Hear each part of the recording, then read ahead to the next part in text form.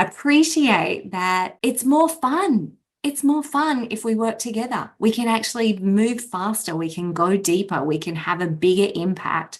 And business is supposed to be fun. How many hours do we spend working? So many. I mean, it should be fun. And we find our tribe with other small business owners that are like us. So I would want to say we are stronger together, and go and find a friend and start working with them. Welcome to the Inspired to Thrive podcast. I'm your host, Phoebe Lay, and in each episode, I will be sharing with you insights from either an inspiring person or myself to help you thrive and shine online and in person. We talk about all things marketing, relationships, money, business, growth, mindset, and more. So thanks for tuning in, and I look forward to seeing you inspired to thrive. Hello, everybody, and welcome back to the Inspired to Thrive and Shine podcast. I have with me today an amazing, wonderful guest, an author, a speaker, and a lovely lady by the name of Therese, who has a magic touch when it comes to speaking the language of brands and securing collaborations, partnerships, and sponsors that grow businesses. Therese is the best-selling author of Swap, Marketing Without Money, where she reveals her insider strategies and trailblazing track record that speaks volumes. Not only has she secured major partnerships with brands such as Jeep, Sesame Street, and Benetton to create a $10 million business, but she's a seasoned TV strategist and has been on a judge on Channel 10's By Design and weaved brands seamlessly into shows like The Block, Selling Houses Australia, and The Living Room, and has become a sought-after expert for securing sponsorships that deliver a three-way win. Hello, beautiful woman. How are you today? Oh, it's such a pleasure to be here with you, Phoebe. Thank you so much for having me with you today. Therese, I'm so honored that you have joined me on the show on your big milestone. Today is not only a day where we celebrate, all things in business in general, and, it's a day to be happy and thriving, but it's your 50th birthday, if I'm allowed to share. And what an amazing, you do not look a single day over 40. So You're very wow. kind. Very kind, but I'm calling it this is my now I'm just calling it a 5-star birthday. This is my 5-star I love it. birthday. And I feel like this is my second act. I feel like this is my opportunity where, like when you go to the theater and you come back in and I can be a whole new vibrancy. I can really embrace it. I can go bold. And the beauty of being 50 is that I have adult children. I have a whole new life ahead of me that I get to choose how it plays out. So this is a really, really exciting time for me. So I can't wait. That is so awesome. I'm so excited for your second act because, wow, your first act is so far just so incredibly impressive. And we shared the stage at Intrigue Sydney at the Marketing Summit this year, about a month ago. And you are such an amazing, not only an amazing speaker and an amazing marketer, and we're going to talk about, how you've been able to secure such massive collaborations and partnerships, but you're also an MC and you have this ability to bring to life the room and just, make everyone smile.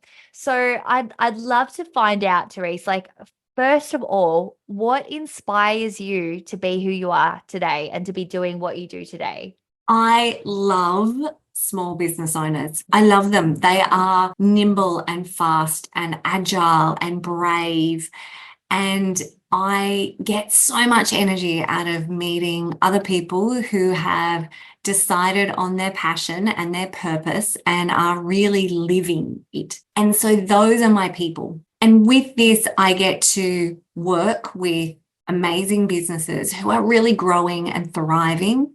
And sometimes I get to matchmake them into some other very large businesses. So for me, I guess I'm on a mission to see more brands working together because I think that we're stronger together. I also think that we have all got, our speed bumps. I'm calling them speed bumps, right? They're all the hiccups that you land along the way.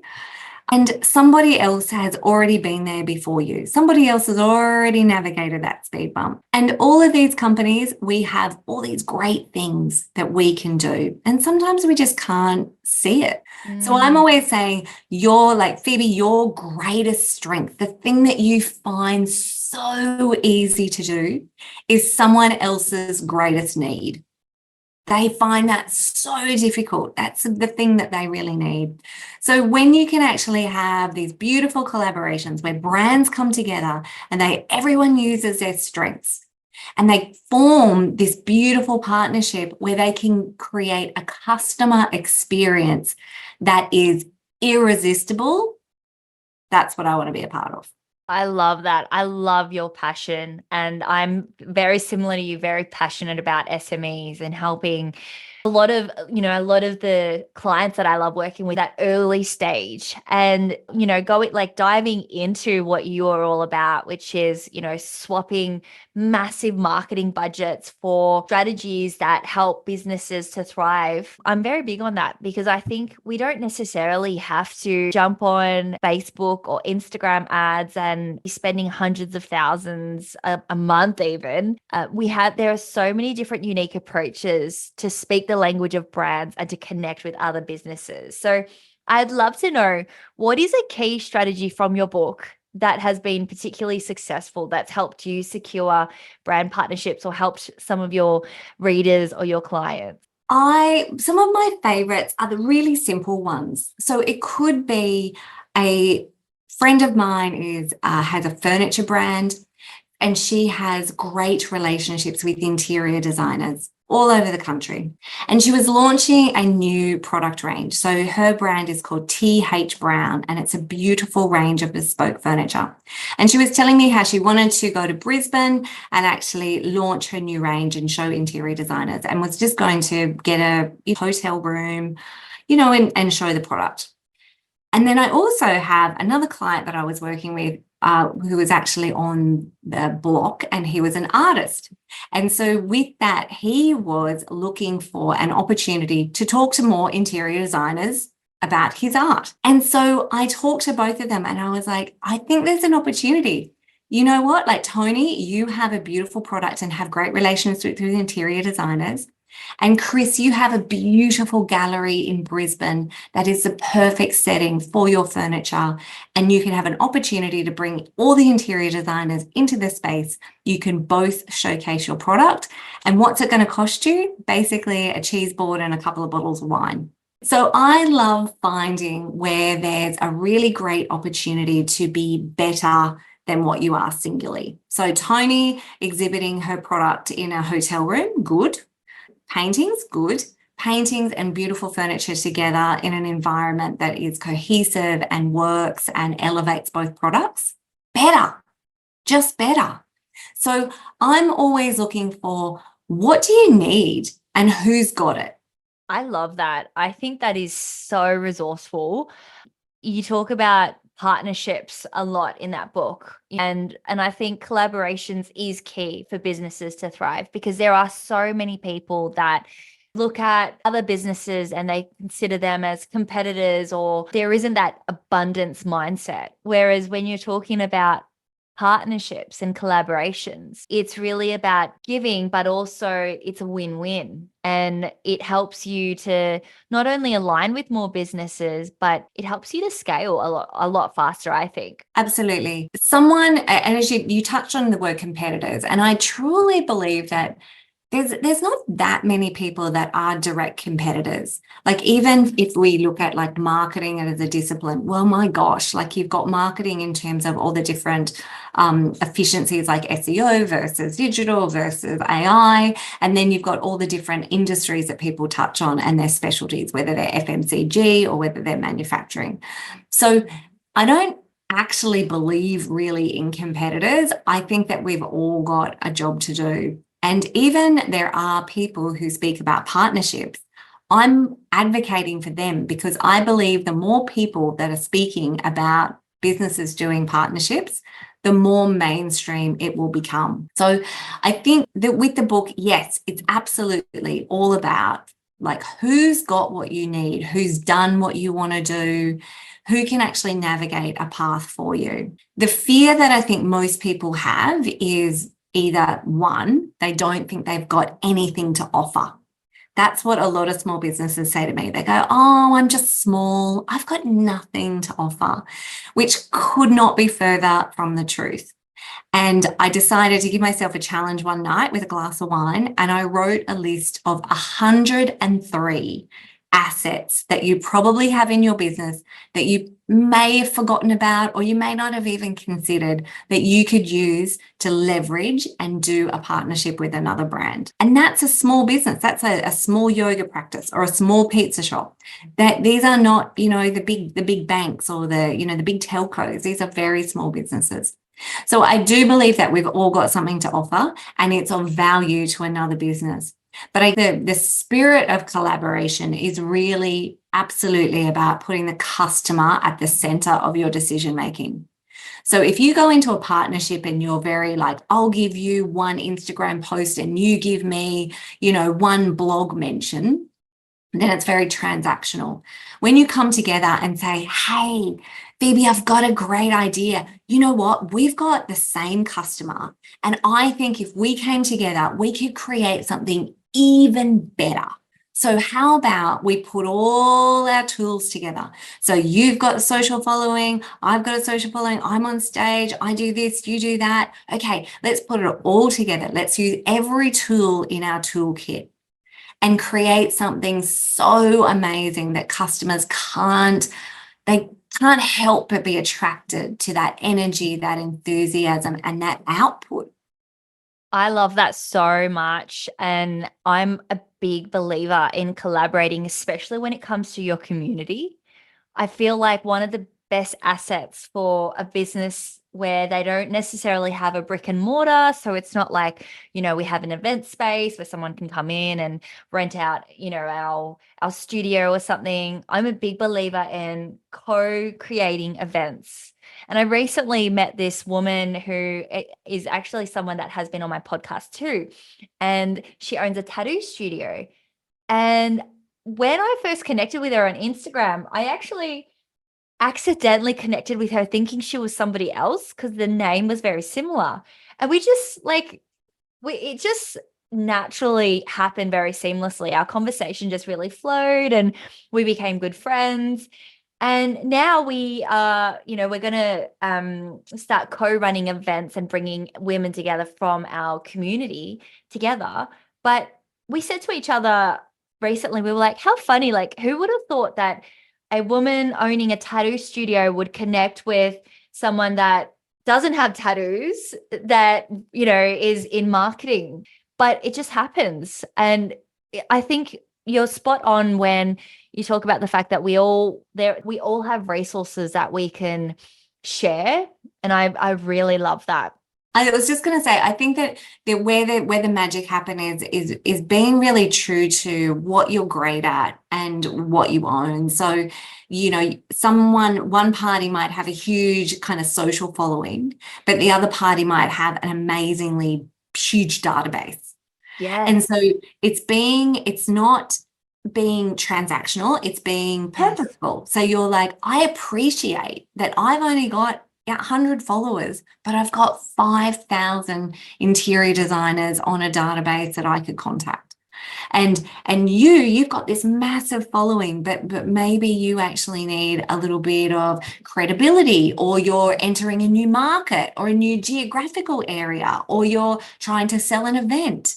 And so it's very much this reciprocal mindset of coming together and going, you know what? I respect what you've got and I respect what I've got. So let's put it together and make it even better. And that when you come together with that mindset, so it's about the customer and it's about the bigger picture, then it gets rid of, well, how many have you got? And you give me one and I'll give you two. And it gets rid of that. Yeah, I love that. I love that mindset. What would you use like as a metric to measure the success of a partnership? How much time do you give before you start to evaluate, is this the right partnership for me, for example? Great question. Great question. And probably the one that everybody asks because they don't They don't know how to measure it to see whether it's a success. So I guess before you even get into the partnership, it is about identifying what the objective is. And so, as I said before, for you, the objective might be that you want to sell tickets to an event, but the other party's objective might be that they want to increase their social following, or they might want to get 100 names on a database, or they might actually want 50 product demos of their new software. So it's really important when you have that first conversation, which I call a curious conversation, is to actually approach it in a way that's actually saying, what are you trying to get out of it? And so but when you're aware of that, you're like, okay, so if you're trying to sell tickets to an event or get a database or increase your social following, then I'm going to do everything I can to help you do that. And then I know your objective. So I'm going to make sure that, that both sides are actually delivering on that. And so I'll call it the weight of each, because the other hang up that people do is sometimes they go, well, I feel like I'm giving everything and they're giving nothing. And so that's really about, okay, but what is the customer getting? Like, is the customer getting a better experience? But to go back to your question around metrics, firstly, it's about the objective, and it doesn't have to be a legal contract. It could be a Word document where you're both actually agreeing in principle to do certain things. The reason most partnerships go wrong is that it's not written down, and there's assumed things like, oh, I thought that you do this. I thought that you do something else. No. There's no thoughts, right? Like let's put things down on a piece of paper and say, I'm going to do this on this day. You're going to do this on that day. Here's what we're going to do. Here's the link. We're going to measure the clicks. We're going to look at the advertising. We're going to pivot on week 3 if we're not getting what we want. We're going to do all these things. So when you actually have your Word document and you say, this is what I'm after, and say what would be a measure of success for what you're after. So that might be 1,000 names on a lead magnet, or it might be 100 tickets or 50 demos. So when you have that on your Word document, it's really clear, right, to work out that if you are meeting that metric. There's also the bigger flow-on effect of those things. So you might say, I want to increase my names in my database, but then you actually get immense credibility. You've actually got a whole new group of people that you're tapping into. You're ranking for a whole new keyword. So there's so many additional benefits. But to get true to what the value of a partnership is about the objective and setting out what you want to achieve. So both parties are really clear on what they need to do. I love that. I think the Word document, sharing roles and what you're going to contribute is fantastic. And it definitely removes the assumption part and the difficult conversations later on, especially when one party might feel like they're putting in a bit more than the other, or that they're just, there isn't that balance in the roles. So I think that's great. And any collaboration should involve that, not just partnerships, but even if it's, for example, co-running an event or co-organizing an event, or being a speaker at an event where you're assisting the organizer to promote it. I think there's so many ways where we can collaborate but simplify the process and still significantly grow, and everyone gets to win and everyone benefits. Absolutely. It's just being really clear. And I think my theory or my practice on this is I believe in over delivering. And the reason I believe that is, I'll tell you just a tiny quick story. So I did a beautiful partnership and we had an agreed. So you're going to deliver, I'm going to give you some products. You're going to deliver me 8 photos. You're going to integrate it into a blog, and you're going to do 3 social media posts. Beautiful, right? So we are very clear on what she was going to achieve. She gave me more than what I asked for. And so what did I do? I shared more. So she gave me an extra photo. So I made sure that I put that on my social and I shared it out and I tagged her.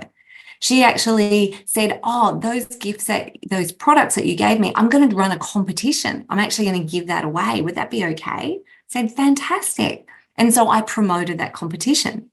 So when you go in with a spirit of generosity and actually kind of saying, do you know what, I'm happy to do one more thing for you, then the other party just feels like they've got such a big gain from it. And the whole thing is actually it's magnifying your brand. So I believe, in my book, I talk about over deliver, do the deal and over deliver, because people will remember a generous spirit. And then at the end of the promotion, when you do your big wrap up report, which is something I feel really strongly about as well, then you can show these are the things that we did and these are the results that it got.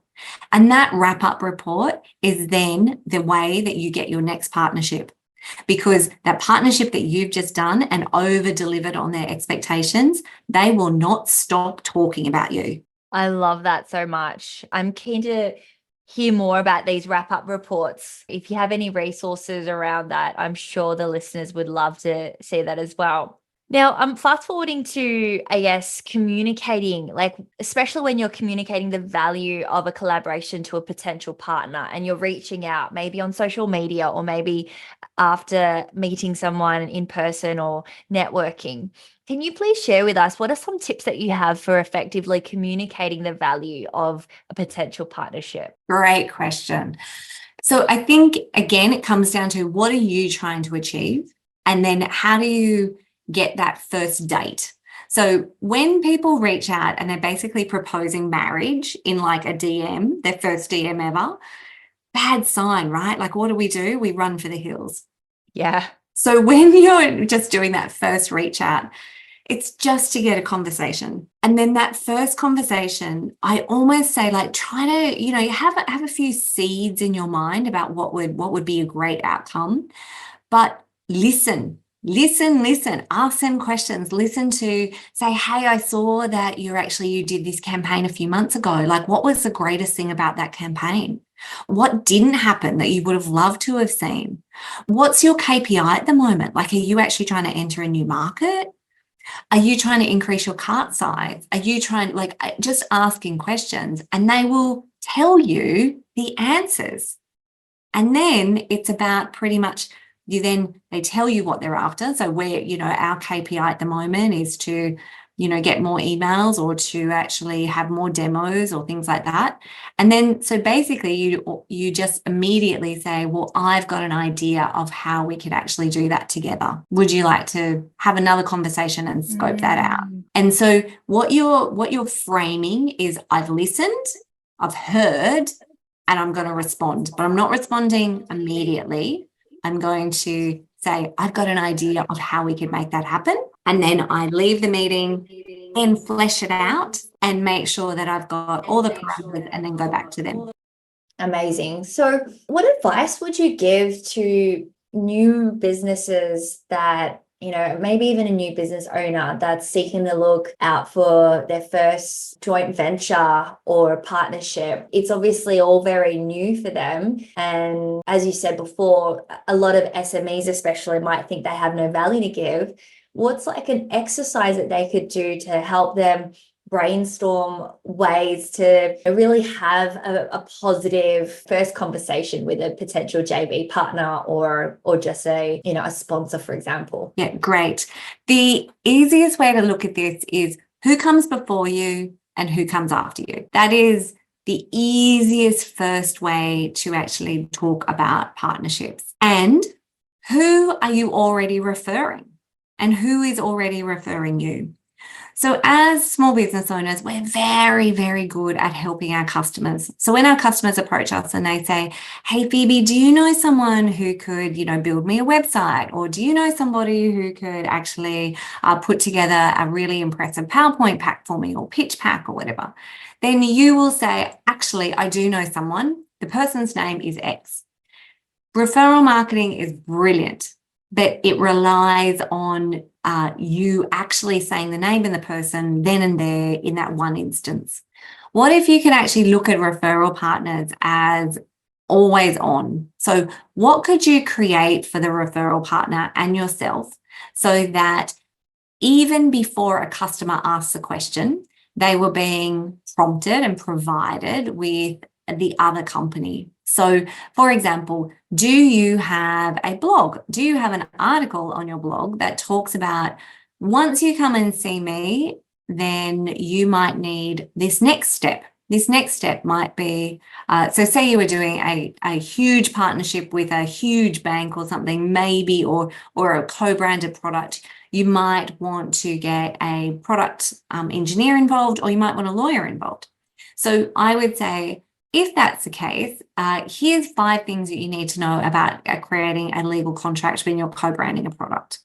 And actually, here's some quotes from Jane, and Jane's going to talk about the 5 things you need on this contract. If you need help, Jane is the best person for you to speak to about getting this contract done. She knows exactly how I work. Here we go. So we could have that on a blog. We could have that on socials. We could actually have that as a link on my website. So it doesn't rely on me having to say Jane's name. It's always on. And the same for Jane's website. She can be like, are you interested in partnerships? Then the easiest, best way for you to do this is to actually, for you to read Therese's book. Here's a link for you to download the first chapter. So we've both got sets, I'll call them, on each other's real estate, which refers each other automatically. So when you are starting out and you're thinking about your value is also your history. So if you've worked for a massive company, or you've written something, then that is an asset that you're bringing with you into your business. The big companies need small brands. They need them because big companies are, they're really big. And so it's hard and bureaucratic to actually get through all the things they need to do quickly. So big brands are always looking for small brands to collaborate with, because small brands are nimble, agile, fast, brave. They have a face, they have a community. They're really connected, engaged. And so that's how big businesses leverage small businesses. And then we as small businesses, absolutely, of course, we leverage big businesses all the time, because then you could be the photographer that this bank use, or this conference use, or what have you. So you exchange all the time, but the value might be different. So you might have the value of a big brand, and the big brand is getting the value of you being really engaged with a smaller community, but is highly, highly effective for them. So just to wrap that up really quickly. So look at who comes before you and who comes after you in your customer journey. They are beautiful partners who you should be dealing with. And then look at almost like, what have you got to offer from an IP point of view? When I talk about partnerships, there's 3 different types of partnerships that you can do, very, very simply. So the first is when you co-brand something. So whether your product or your service, and you co-brand, you create something. The second is when you use your knowledge or your IP, and you might create a digital collaboration. So that could be anything from a podcast like this to a blog, to an article, to an installment. And then the third is when you create an in-person experience. So that could be an event, it could be a pop-up in your store, it could be something where I get to experience you in real life. So when you're thinking about those things, it's almost like, what do I want? I'm just starting out, I'm a small business owner, I don't have a huge marketing budget. Who's got my customers already? The answer is the person before you and the person after you. What have I got to offer? So could I offer 10 tips on the interior design trends that are occurring for 2024 and offer it to a furniture company? And what could you create an in-person environment? So if you had a restaurant, what are the partners or the people that could actually draw people into your restaurant? So a great collab that one of my clients did was, she is an artist and she did a partnership with an Italian restaurant. And so what came out of that was that she shared that she was having an exhibition for one night only in a restaurant. She pushed that out to all of her community. Her community then came to try that restaurant. The chef was so inspired by the artwork that he created a dish you could only get on that one night. So then All of her audience got to try delicious food, meet the chef, have this great experience. And all of their audience, the restaurant's customers, got to have an experience where for one night only, it was completely different. They got to meet the artist, hear about the artwork, really have a different experience. So, and what did that cost them? Nothing, So this is where, what have you got? Who's got what you need? What could you leverage? Who comes before and after you? That is such good advice. Thank you so much, Therese. I love that. Definitely looking at the customer journey is a really good way of brainstorming potential partnerships. And yeah, I mean, I personally have experienced the success of working with other, for example, I run a digital marketing agency. So my JVs are usually people that also provide a marketing type service, whether it is SEO or whether it is web development, or some kind of consulting. And I always think that that's a great way to handle a win-win outcome for everybody, especially the client, because the goal is we want to make sure that our customers come back and they get a really good experience. And rather than having multiple different services that we try and tackle and expanding the services, we get to niche in something that we're really fantastic at, and collaborate and use other people that are really good or talented in their individual niche. Absolutely. And this is about the spirit of collaboration. The book is called Marketing Without Money. And so it is about what have you got to leverage and what could you use? But it is also about, this is not free, right? It has an amazing, huge value. And so you need to go into that with the respect that the other company deserves. So being really clear about this is not free. I need to contribute. My contribution is going to be in time or assets or other things that I can contribute. The other brand is also going to contribute something, but the overall effect is going to be a better outcome for the customer. And so then you've actually got the customer advocating both of you, and it creates a better experience. Yeah, I love that. Would you say that small businesses, like you mentioned earlier about how small businesses can collaborate, and it's actually a very good collaboration with larger companies. Would you say that large companies can also collaborate well with other large companies? Is that a bit more challenging to form, or is it still quite simple or still quite similar in terms of the way they go about it? So big brands collaborate all the time. That's where we see, Nike and Tiffany get together. We see Adidas and Gucci. We see the Barbie movie did like 100 different collaborations for their movie launch. Big brands do this really, really well. And they do that because we as consumers we were told Inside Retailer magazine that, 71% of us love when big brands come together and create something chatworthy, shareable, interesting, brag value, limited edition, something that's really enticing. And they do that as something that they switch on and switch off. So they will do a capsule collection or they will do a limited edition, and that will drive a behavior. Now, big companies do it incredibly well because it might be around a new product launch, it might be around a new location, it could be a new segment of the market. And so they will strategically work out who are the brands that they need to work with. So when I work with big brands, it's a little bit different in terms of it's more about who's got the tools, the tech, or the team that you need to grow. So that is about, and in America, they absolutely call it like a JV, like a joint venture. And so software companies they do this every day of the week.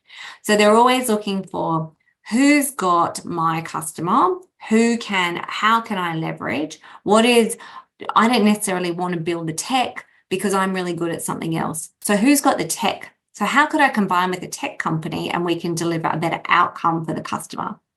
Or who's got the team of people? And when I say people, it could be a leadership figure. It could be a whole team of people. It could be that you need a certain, like a profession, like you might need an interior designer or a website designer or a different type of designer. So it's like, who's got the skill set that I lack that I could tap into and we could create something together. So whether you're a big company or a small company, it's still about the customer, but then looking at what is the value that I can offer and what can I ask. Wow, there is so much there that you've given us that, I think in partnerships alone, there's an unlimited sea of opportunity. And I just want to thank you so much for all the wisdom, all the knowledge and all the experience that you have to share. I mean, I feel like we could talk all day about this. It's very, very exciting. And for anyone that hasn't bought the book, Swap is an amazing book. It's so easy to read. And there's so many nuggets of wisdom and so many, takeaways that we can get from it. But before we wrap this up, Therese, I would like to ask you 5 rapid fire questions that gives the listener a little bit of an insight into a bit more about you, especially on this milestone today. And if it's okay, how it works is you just share with us the first answer that comes to the top of your head. Great. Love it. Hit me. Okay. All right. Rapid fire question number 1. If there was one thing you cannot live a single day without, whether it's a physical item or something non-physical, what would it be? Oh, green smoothie. I start every day with a green smoothie and it makes me feel perfect. Wow, that is so healthy. Love it. What do you put in your green smoothies, by the way? Spinach, apple, cucumber, chia seeds, hemp seed oil, and a stack of ginger that would like kill a horse. Yum. Oh my gosh. Have an amazing immune system. I hope so. In the winter. Okay, so question number 2, what or who inspired you to do what you do today? I love people like Naomi Simpson. I love watching powerful, strong women forge ahead and actually take a whole village of other people with them. So I feel like mostly the women who inspire me are, some of them are like my friends. I just find them truly unbelievable. The Janine Ellis's, even Christina Carlson, which is Kiki K. I find these women fascinating because they broke things and they just keep on climbing. Yeah. Oh my gosh. Christina Carlson is one of mine as well. I love that. Beautiful. Therese, where do you see yourself or your business in 5 years' time? I'm hoping to see myself on a huge stage in Vegas in front of 10,000 people talking about the value of partnerships and how we should be working together more. I love that. Oh my gosh, that would be so fun. Can I please be there? Totally. You can come with me. We'll have a good I would love to see you on stage in Vegas. Therese, what is one big takeaway you've had recently that changed the way you either see the world or changed the way you view your business? Oh, what a great question. I think I'm going to say I'll say a competitor, and the competitor was so generous and pretty much said, I know we talk about the same thing, but actually I deal with a totally different market segment. Whatever I can do to help you, just let me do it. Just say thank you and keep on moving. And he was so generous that it was disarming. And I think I came to that meeting with the same spirit, but his was just unbridled support. So I feel now like I'm going to lean in even more to that and actually give generously, share widely, just be the biggest person I can to make the most impact with others. So it's a ripple effect and they affect the next person. I love that. Thank you so much for sharing. That's so beautiful. And last one would be, if you could leave the world with one message, what would that be? We're stronger together. I think with my, just my upbringing, my family, my business, everything has been around the support and the encouragement of others. And I believe that I love small business owners, and the best thing about us is we move fast and we break things and we do things on our own. And the worst thing about us is we do things on our own. Yeah. And so we need to appreciate that it's more fun. It's more fun if we work together. We can actually move faster. We can go deeper. We can have a bigger impact. And business is supposed to be fun. How many hours do we spend working? So many. I mean, it should be fun, and we find our tribe with other small business owners that are like us. So I would want to say we are stronger together, and go and find a friend and start working with them. And have margaritas and prosciutto on pizza. Absolutely. Or lychee martinis. Yes, That's absolutely. right. Yes. Oh, Therese, it's been so fantastic having you on the show. Thank you so much for your time, for your wisdom, for sharing your birthday with us. I'm so honored, and I cannot wait to have my personal collaboration with you and to release this episode to the world, to share this with more SMEs. Lastly, before we wrap things up, is there anything else you'd like to share? Any offers or landing pages or resources, or where people can find you to connect with you?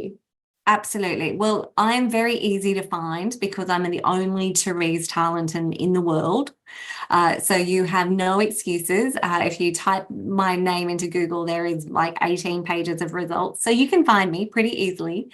But I guess I would love to say, please, like the book is a recipe book. It actually takes you by the hand and steps you through how to do this. And my bigger purpose is around getting brands to work with each other. So I would love to offer anybody who's listening the audio book version of Swap Marketing Without Money. I'm sure Phoebe will put it in the notes for you. And so just please listen and then act. That would be the best gift you can give me, is to actually take this on board and go and have a curious conversation with another business owner tomorrow. Amazing. Thank you so much, Therese. And thank you to all the listeners that have tuned in today. We can't wait to share more of these fantastic, juicy episodes with you guys. And once again, keep thriving and shining.